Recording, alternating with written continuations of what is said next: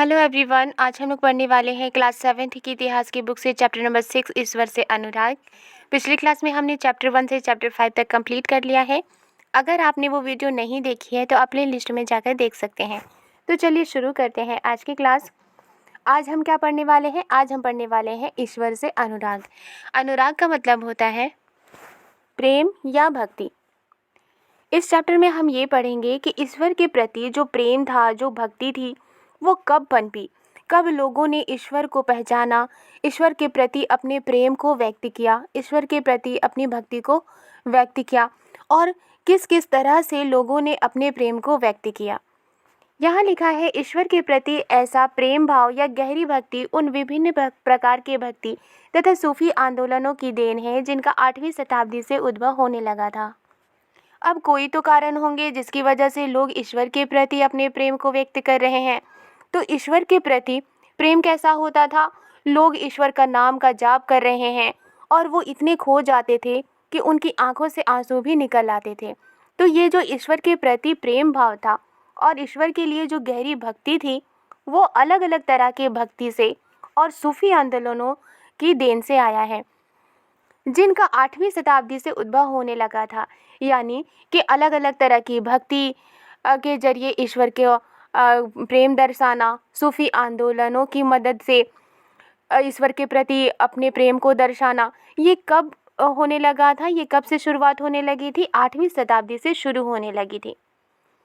आगे लिखा है, भक्ति की शुरुआत इन्हीं दिनों देवी देवताओं की पूजा का चलन भी शुरू हुआ।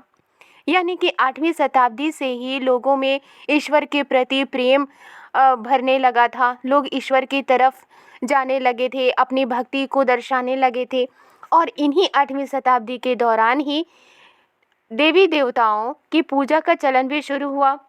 बाद में हिंदू धर्म की यह प्रमुख पहचान बन गई और चूंकि देवी देवताओं की पूजा का चलन भी 8वीं शताब्दी से ही शुरू हुआ था और ये जो चलन था वो बाद में हिंदू धर्म की प्रमुख पहचान बन गई। यानी कि हिंदू धर्म में लोग क्या करते थे? देवी देवताओं की ही पूजा करने लगे थे और ये देवी देवताओं की पूजा का चलन कब शुरू हुआ? 8वीं शताब्दी में शुरू हुआ। इनमें शिव, विष्णु और दुर्गा जैसी देवी देवता शामिल हैं। और किन किन देवी देवताओं का पूजा अर्चना किया जाने लगा? शिव की पूजा अर्चना की जाने लगी, विष्णु की पूजा अर्चना की जाने लगी, दुर्गा की पूजा अर्चना की जाने लगी। इन देवी देवताओं की पूजा भक्ति परंपरा के माध्यम से की जाती थी और ये जो देवी देवताएं हैं उनकी पूजा कैसे की जाती थी? भक्ति परंपरा के माध्यम से। यानी कि जो लोग होते थे वो पूरी तरह से देवी देवताओं के प्रति अपना प्रेम व्यक्त करते थे, भक्ति करते थे और उस परंपरा के जरिए ही इन देवी देवताओं की पूजा अर्चना की जाती थी। भक्ति उस समय काफ़ी लोकप्रिय परंपरा बन गई और उस समय ईश्वर के प्रति अपने प्रेम को व्यक्त सभी लोग क्या करते थे? इस तरह से जो भक्ति थी उस समय काफ़ी लोकप्रिय परंपरा बन गई। सभी ईश्वर के प्रति अपनी आस्था बनाने लगे थे। किसी देवी या देवता के प्रति श्रद्धा को ही भक्ति कहा जाता है। भक्ति किसे कहा जाता है? जब देवी देवता के प्रति कोई आस्था हो, कोई श्रद्धा हो, उसे ही भक्ति कहा जाता है। भक्ति का पथ सबके लिए खुला था, चाहे वो धनी हो या गरीब, ऊंची जाति का हो या नीची जाति का, स्त्री हो या पुरुष।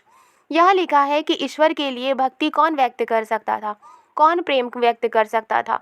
तो ईश्वर तो सबके हो है, इसलिए ईश्वर के लिए जो भक्ति का रास्ता है वो सबके लिए खुला था। कोई अगर धनी हो, अमीर हो, वो भी भक्ति करता था। कोई अगर गरीब है तो वो भी भक्ति कर सकता था। ऊंची जाति का हो या नीची जाति का, सभी भक्ति कर सकते थे। चाहे वो स्त्री हो या पुरुष हो, वो भी ईश्वर के लिए भक्ति कर सकते थे। भक्ति मार्ग की चर्चा हिंदुओं के पवित्र ग्रंथ भगवत गीता में की गई है। भक्ति के रास्ते किस तरह के हैं, इसकी चर्चा हिंदुओं के एक पवित्र ग्रंथ है भगवत गीता, इसमें की गई है। हमने यहाँ क्या पढ़ा? हमने यहाँ ये पढ़ा कि जो प्रेम है, लोगों के दिलों में जो प्रेम है ईश्वर के प्रति, वो कब से किसके जरिए शुरू हुई थी? अलग अलग तरह के भक्ति और सूफी आंदोलनों की वजह से शुरू हुई थी। लोग ईश्वर की तरफ जाने लगे थे, ईश्वर के लिए अपनी श्रद्धा व्यक्त करने लगे थे और ये कब शुरू हुआ था? ये 8वीं शताब्दी में शुरू हुआ था। अब हम लोग पढ़ेंगे परमेश्वर का विचार। परमेश्वर यानी ईश्वर का विचार, ईश्वर की सोच दिल में कैसे आई। बड़े बड़े राज्यों के उदय होने से पहले भिन्न भिन्न समूहों के लोग अपने अपने देवी देवताओं की पूजा किया करते थे। यहाँ लिखा है कि जब बड़े बड़े राज्य का उदय नहीं हुआ था, बड़े बड़े राज्य नहीं बने थे, क्योंकि एक राजा दूसरे राज्य पर जब आक्रमण करते थे तभी इस क्षेत्र को जीतने के बाद वो अपने क्षेत्र में मिला लेते थे, तभी उनका क्षेत्र बड़ा होता था। यहाँ लिखा है कि बड़े बड़े राज्य का जब उदय नहीं हुआ था, उदय होने से पहले अलग अलग ग्रुप के जो लोग होते थे उनकी अपनी अलग अलग देवी देवता होते थे। किसी ग्रुप के अलग देवी देवता होते थे, किसी ग्रुप के अलग देवी देवता होते थे। और ये जो ग्रुप के लोग होते थे, समूहों के लोग होते थे, वो अपने अपने देवी देवताओं की पूजा क्या करते थे अपनी आस्था के अकॉर्डिंग। जब लोग नगरों के विकास और व्यापार तथा साम्राज्यों के माध्यम से एक साथ आते गए तब नए नए विचार विकसित होते गए। यह लिखा है कि जब लोग क्षेत्रों में एक क्षेत्र से दूसरे क्षेत्रों में जाने लगे थे, जब नगरों का विकास होने लगा था, जब व्यापार होने लगा था और एक साम्राज्य दूसरे साम्राज्य में मिलने लगा था, एक राजा या बादशाह दूसरे क्षेत्रों को जीतते थे और उस क्षेत्र को अपने अधिकार में मिला लेते थे और इस तरह से वो कोई क्षेत्र किसी एक राजा का हो जाता था या फिर वो क्षेत्र किसी बादशाह का हो जाता था। उस राजा या बादशाह का साम्राज्य दूर दूर तक फैलने लगा था। तो इस तरह से व्यापार भी फैलने लगा था, नगरों का विकास भी हो रहा था, व्यापार भी हो रहा था, साम्राज्य डेवलप हो रहा था। उसके जरिए लोग एक दूसरे के साथ आते गए, एक दूसरे से मिलते गए और तब उनका जो विचार था कई लोगों से दूसरे लोगों तक उनके विचार फैलने लगे थे। इनके विचार इनके पास फैलने लगे थे और इनके विचार इनके पास फैलने लगे थे। लोग एक दूसरे के नज़दीक आने लगे थे, नए अपने अपने विचारों को व्यक्त करने लगे थे और बहुत सारे लोग कई लोगों के विचारों को जानने लगे थे। कौन किस देवी देवता की पूजा करता है ये भी जानने लगे थे।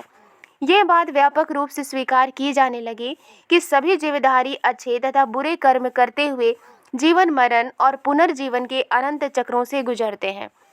अब ये जो शताब्दी थी, इस शताब्दी में 8वीं शताब्दी में क्या हुआ था कि लोग इस बात को एक्सेप्ट करने लगे थे, स्वीकार करने लगे थे कि जितने भी जीवधारी हैं, जीवधारी में सिर्फ क्या मनुष्य जीवधारी नहीं, सिर्फ मनुष्य ही जीवधारी नहीं, मनुष्य में ही जान नहीं होती बल्कि जानवरों में भी जान होती है और पेड़ पौधों में भी जान होती है।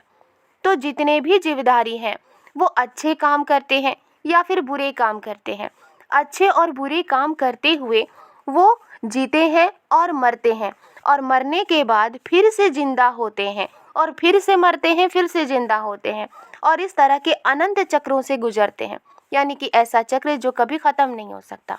ये उस वक्त के लोगों का सोच था। ये सभी लोग इस बातों को मानने लगे थे। इसी प्रकार यह विचार भी गहरे बैठ गया था कि सभी व्यक्ति जन्म के समय भी एक बराबर नहीं होते हैं और इस तरह से एक विचार ये भी लोगों के दिलों में बैठ गया था कि जितने भी लोग हैं, सभी लोग, सभी इंसान जन्म के वक्त एक बराबर नहीं होते हैं। कोई उच्च जाति में पैदा होता है तो वो ऊंची जाति का कहलाता है, कोई अगर नीची जाति में पैदा होता है तो वो नीचा कहलाता है। इस तरह के लोगों के दिलों में ये बात बैठ गई थी। हालांकि उस समय ऊंची जाति और नीची जाति का भी समाज इस तरह से बटा हुआ था। जो जनजाति पहले हुआ करती थी वो क्या करती थी, वो इस तरह के ऊंची जाति नीची जाति को नहीं मानती थी, वो अपने ही नियम को लागू करती थी और अलग ही रहती थी। लेकिन बाद में कई तरह के समाजों के साथ मिलने पर वो कई तरह के धर्मों को उन्होंने अपना लिया।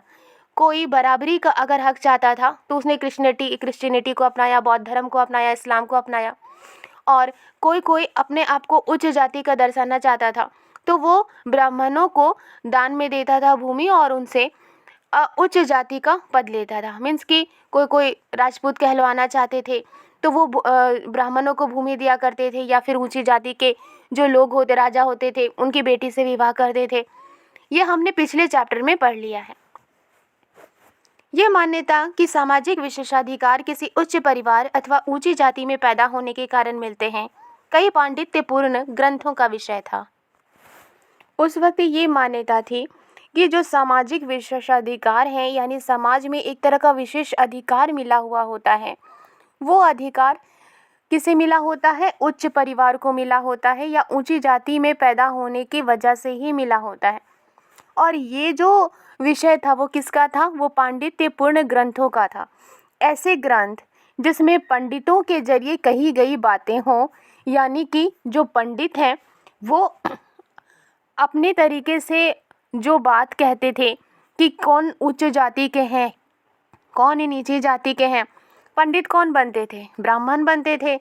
और ब्राह्मण ही ये बताते थे कि कौन ऊंची जाति का होगा और कौन नीची जाति का होगा। तो ये जो बातें हैं कि समाज में किसी को विशेषाधिकार कब मिलेंगी?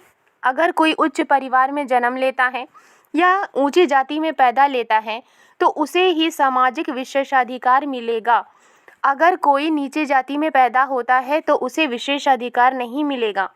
ये किसका विषय था? ये पांडित्यपूर्ण ग्रंथों का विषय था। ऐसे ग्रंथ है जिसे पंडित पढ़ा करते थे, जिसे ब्राह्मण पढ़ा करते थे, लिखा करते थे। आगे लिखा है, अनेक लोग ऐसे विचारों के कारण बेचैन थे। क्योंकि बहुत सारे लोगों को ये पता था कि ऊंची जाति में होने के कारण ही, ऊंची जाति में पैदा होने के कारण ही किसी को सामाजिक विशेषाधिकार मिल सकता है।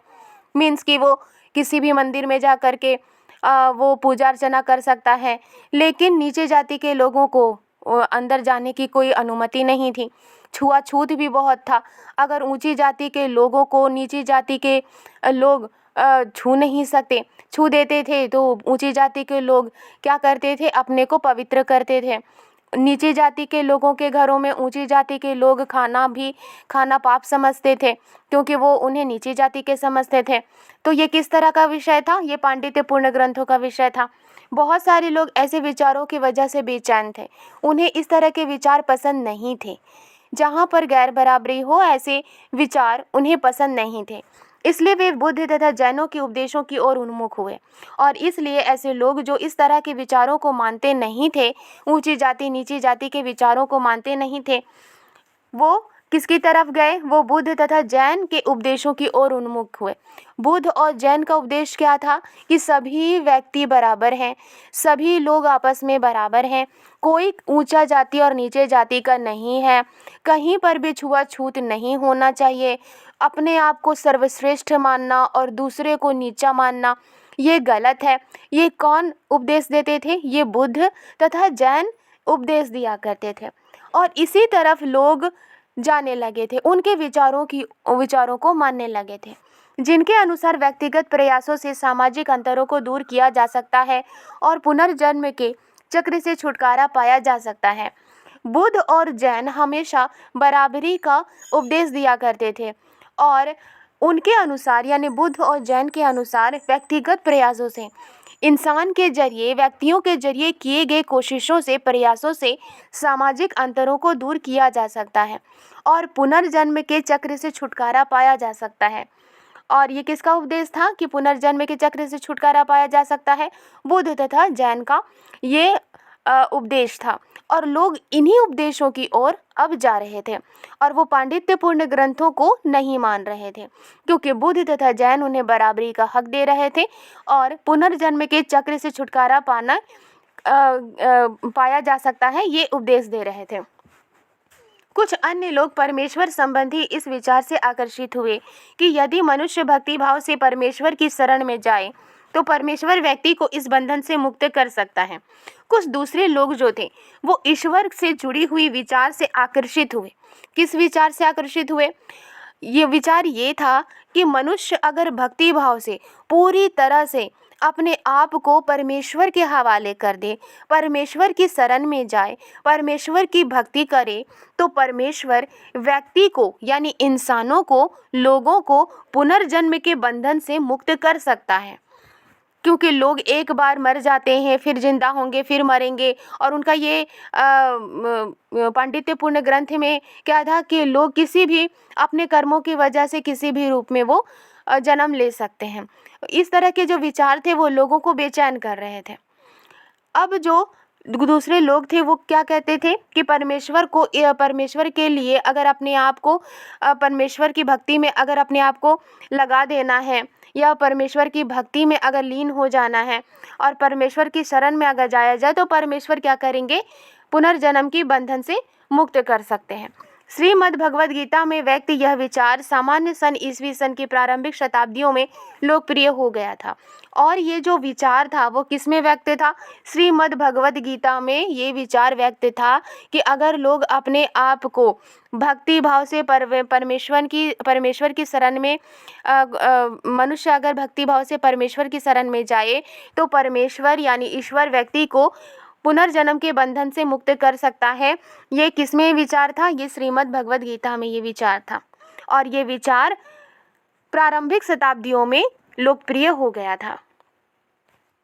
विशद धार्मिक अनुष्ठानों के माध्यम से शिव, विष्णु तथा दुर्गा को परम देवी देवताओं के रूप में पूजा जाने लगा।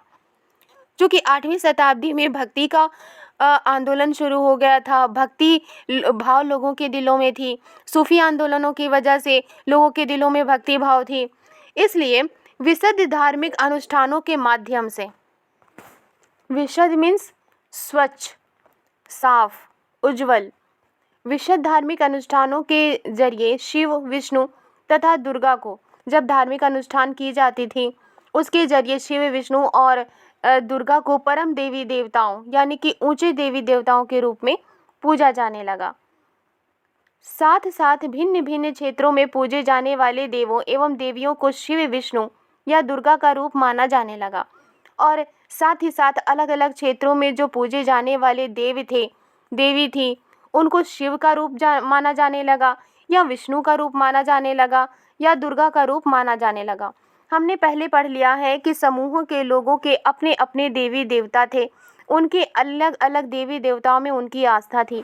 फिर ये लोग आपस में मिलते गए, सामाजिक रूप से मिलते गए। जब व्यापार बढ़ने लगा, साम्राज्य बढ़ने लगा, विकास होने लगा, ये लोग आपस में एक दूसरे से मिलने लगे, इनके विचार एक दूसरे से मिलने लगे और इस तरह से लोगों ने एक दूसरे के देवी देवताओं के रूप को जाना और इस तरह से अलग अलग क्षेत्रों में पूजे जाने वाले जो देवी देवता थे उनको शिव का रूप माना जाने लगा, विष्णु या दुर्गा का रूप माना जाने लगा, क्योंकि शिव, विष्णु तथा दुर्गा को ही परम देवी देवता के रूप में पूजा जाने लगा था। इसी प्रक्रिया में स्थानीय मिथक तथा किस्से कहानियां पौराणिक कथाओं के अंग बन गए और इसी प्रक्रिया में लोगों के अपने अपने देवी देवता थे, उनकी पूजा वो किया करते थे और बाद में इन्हीं देवी देवताओं को शिव, विष्णु और दुर्गा का रूप माना जाने लगा था। और इसी प्रक्रिया में स्थानीय मिथक यानी कि किसी भी लोकल जगह के जो कहानियाँ थी, जो मिथक मतलब होता है जो सच ना हो, स्थानीय मिथक और किस्से कहानी किसके अंग बन गए? पौराणिक कथाओं के, पुरानी कथाओं के अंग बन गए। बहुत सारी ऐसी कहानियां हैं जो पुराने कथाओं के अंग बन गए हैं, जो कि ये जो पहले की कहानियां हैं, स्थानीय कहानियां हैं, लोकल कहानियां हैं, वो मिथक हैं, वो किस्से कहानियां मिथक हैं। लेकिन इस प्रक्रिया में ये पौराणिक कथाओं के अंग बन गए। पुराणों में पूजा की जिन पद्धतियों की अनुशंसा की गई थी उन्हें स्थानीय पंथों में भी अपनाया जाने लगा। यहाँ लिखा है कि पुराणों में पूजा की जिन पद्धतियों की अनुशंसा की गई थी,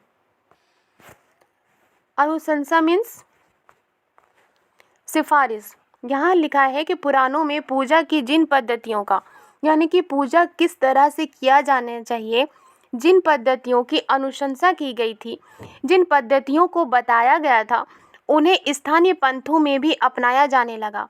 यानी कि जिस जगह पर लोग अपने देवी देवताओं की पूजा अर्चना किया करते थे उस जगह के अपने पंथ भी थे। उन स्थानीय पंथों में भी पूजा किस तरह से करना चाहिए उन पद्धतियों को अपनाया जाने लगा।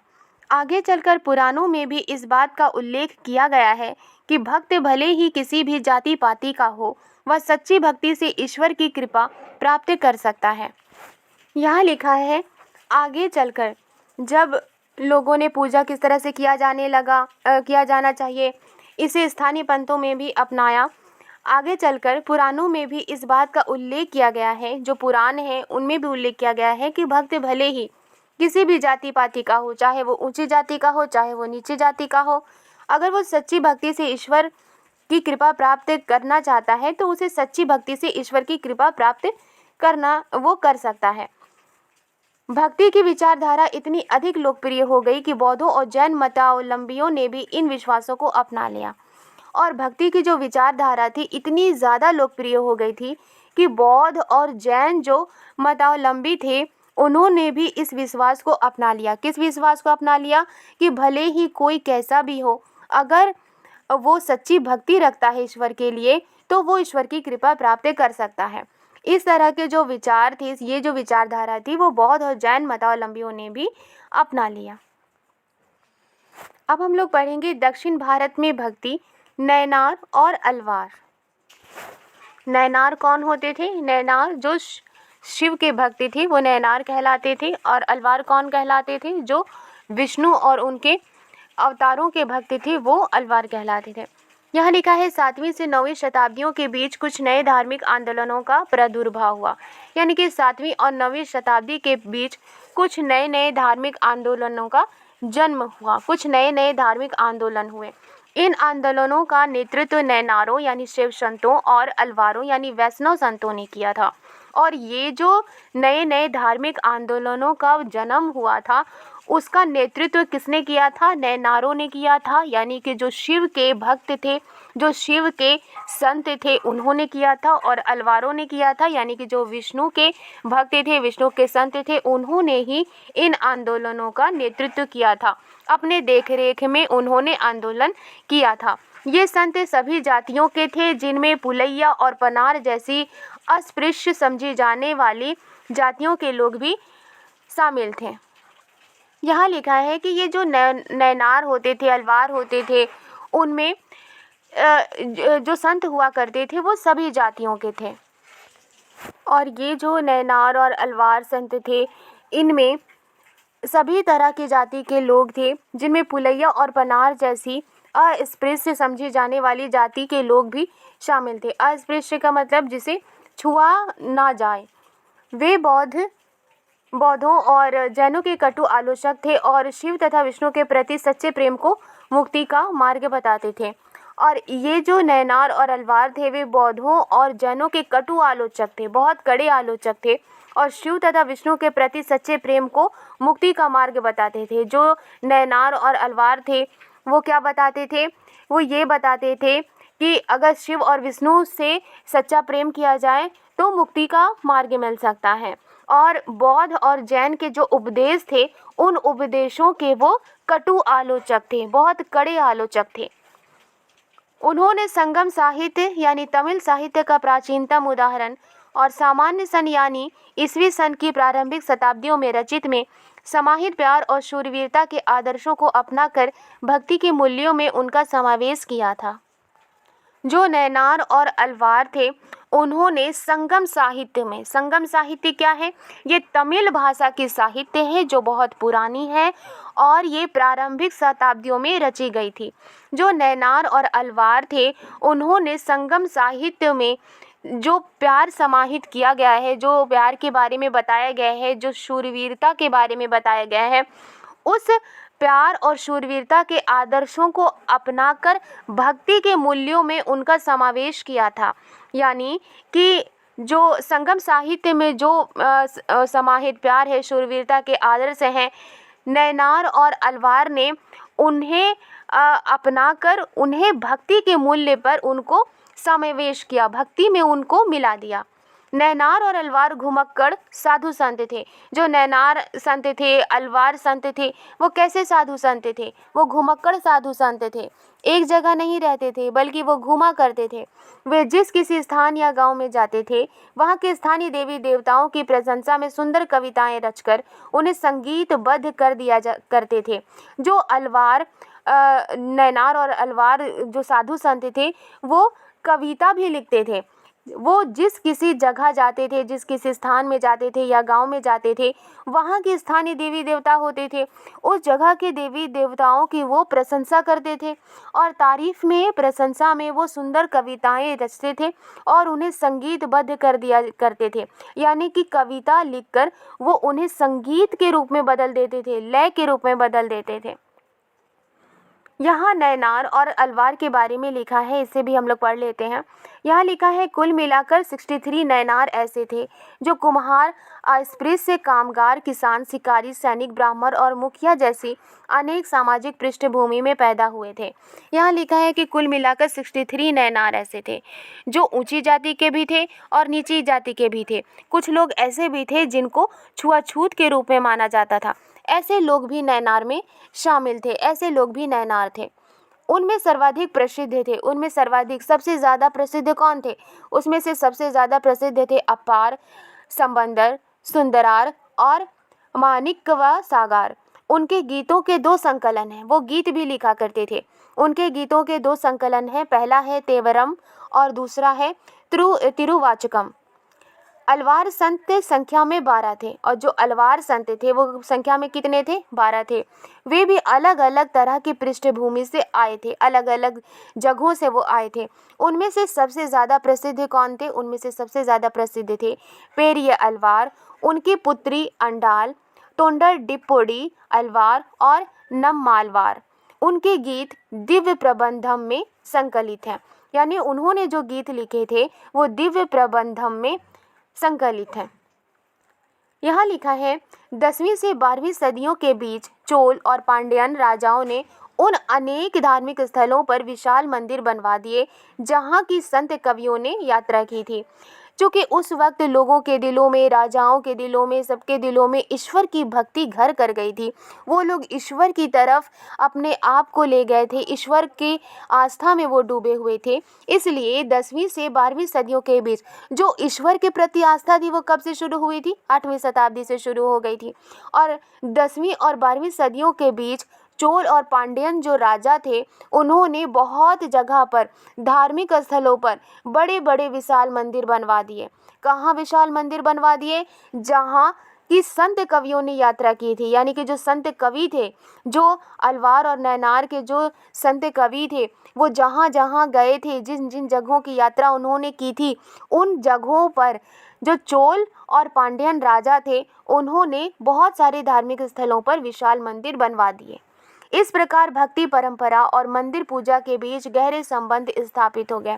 और चूंकि राजाओं ने मंदिर बनवा दिया था और जो संत थे वो घूम घूम करके वो कविता लिखते थे, देवी देवताओं के तारीफ में कविता लिखते थे, उनको संगीतबद्ध किया करते थे और इस तरह से वो विष्णु और शिव और विष्णु को ही मुक्ति का मार्ग बताते थे। इस तरह भक्ति परंपरा और मंदिर पूजा के बीच में क्या हुआ? गहरे संबंध स्थापित हो गए थे। यही वह समय था जब उनकी कविताओं का संकलन तैयार किया गया था और जब राजा मंदिर बनवा रहे थे। यही वो समय था जब उनकी कविताओं का, यानी कि नैनार और अलवार संत के द्वारा जो कविता लिखी गई थी, उनकी कविताओं का संकलन तैयार किया गया था। उनकी कविताओं को इकट्ठा करके उनकी कविताओं का संकलन तैयार किया गया था। इसके अलावा अलवारों तथा नैनार संतों की धार्मिक जीवनियाँ भी रची गई और ना सिर्फ उनकी कविताओं का संकलन तैयार किया गया, बल्कि जितने अलवार संत थे और जो नैनार संत थे उनकी धार्मिक जीवनियाँ भी रची गई थी। कैसे वो धर्म से जुड़े, कैसे वो ईश्वर के प्रति आस्था रखते हैं, वो क्या बताते हैं, ईश्वर के लिए उनकी सोच क्या है, इस तरह की उनकी जो धार्मिक जीवनियाँ थी वो रची गई। आज हम भक्ति परंपरा के इतिहास लेखन में इन जीवनियों का स्रोत के रूप में उपयोग करते हैं। आज हम भक्ति परंपरा के इतिहास लेखन में, यानी कि जब हम ऐसा इतिहास लिखते हैं जिसमें भक्ति से जुड़ी हुई बातें हों, इस तरह के भक्ति परंपरा के इतिहास लेखन में हम किन जीवनियों का स्रोत के रूप में उपयोग करते हैं? जो अलवार नैनार जो संत थे उनकी जीवनियों का स्रोत के रूप में उपयोग करते हैं। किस तरह से लोगों के दिलों में भक्ति भावना हुई, किस तरह से लोग ईश्वर के प्रति आस्था रखने लगे, इस तरह की भक्ति परंपरा का इतिहास लिखने में हम अलवार नैनार अलवार के जीवनियों के जीवनी जो लिखी गई थी उनको स्रोत के रूप में उपयोग करते हैं, उनसे हम जानकारी लेते हैं और इस तरह से हम इतिहास लिखते हैं। यहाँ पर भक्त और भगवान के बारे में एक रचना लिखी गई है, यहाँ पर आप इस रचना को पढ़ सकते हैं जिसे माणिक्य वसागर ने लिखी थी। यहाँ माणिक्य वसागर लिखते हैं, मेरे हाड़ मांस के इस घृणित पुतले में, यानी कि मेरा जो बॉडी है, मेरी जो बदन है उसमें हड्डी है, मांस है और ये घृणित पुतला है, ऐसा पुतला है जिसे घिन किया जा सके, घृणित किया जा सके। आप आए हैं जैसे कि ये कोई सोने का मंदिर हो और मेरे दिल में आप आए हैं। माणिक्य वसागर ईश्वर से क्या कहते हैं कि आप मेरे दिल में आए हैं जैसे कि ये सोने का मंदिर हो। मेरे कृपालु प्रभु, मेरे विशुद्धतम रत्न, वो तारीफ में कहते हैं अपने ईश्वर को कि आप कृपालु हैं, आप कृपा करते हैं, आप विशुद्धतम रत्न हैं, तुमने मुझे सांत्वना देकर बचा लिया। वो क्या कहते हैं अपने ईश्वर से? वो कहते हैं कि आपने मुझे सांत्वना देकर, आपने मुझे सेटिस्फैक्शन देकर, सब्र देकर बचा लिया। तुमने मेरा दुख, मेरा जन्म मृत्यु का कष्ट और माया मोह हर लिया और मुझे मुक्त कर दिया। वो अपने ईश्वर से कहते हैं कि आपने मेरा दुख हर लिया, आपने मेरा जन्म मृत्यु का कष्ट हर लिया, यानी कि इंसान जन्म लेता है, फिर मरता है, फिर जन्म लेता है, फिर मरता है, इस तरह के जो चक्र है उसके कष्ट को आपने हर लिया है, माया मोह को हर लिया है और मुझे मुक्त कर दिया है। हे ब्रह्मानंद, हे प्रकाशमय, मैंने तुम में शरण ली है। और वो कहते हैं अपने ईश्वर से कि हे ब्रह्मानंद, हे प्रकाशमय, मैंने तुम में शरण ली है, यानी कि मैं तुम्हारी तरफ ही आया हूँ, मैंने तुम में ही शरण ली है और मैं तुमसे कभी दूर नहीं हो सकता। और वो अपने ईश्वर से कहते हैं, माणिक्य वसागर अपने ईश्वर से कहते हैं कि मैं आपसे कभी दूर नहीं हो सकता हूँ। आज के लिए बस इतना ही। नेक्स्ट क्लास में हम लोग पढ़ेंगे दर्शन और भक्ति। वीडियो पसंद आई है तो लाइक एंड सब्सक्राइब करना मत भूलिएगा। मिलती हूँ नेक्स्ट वीडियो में। Thank you.